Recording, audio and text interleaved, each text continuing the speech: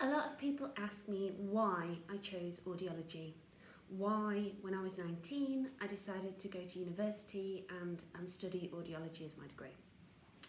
So my why is quite specific.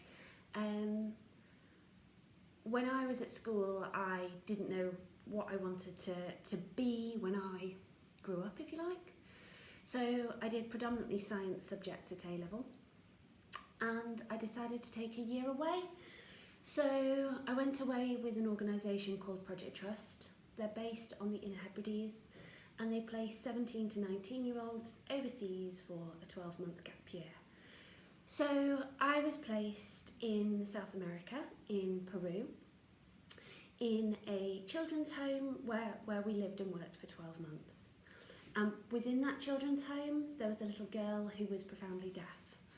And while we were there, lots of things happened to her. Her life became very complicated, and she was 11 years old. So we were 17, 18 and didn't speak Spanish. So she would come and knock on our door, and we'd do sort of almost charades. It's time to go get something to eat. Come on, we're going out in the car.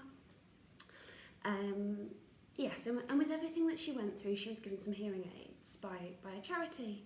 They came and fitted her with them, and she was left with them. And she would come and knock on our door with these hearing aids, and she would shake the water out of them.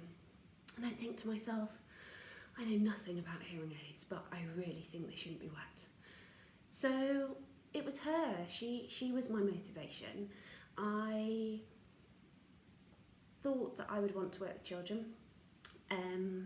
But as I went through my degree, I found that in the UK especially, there's a very strong deaf community, which is incredibly positive.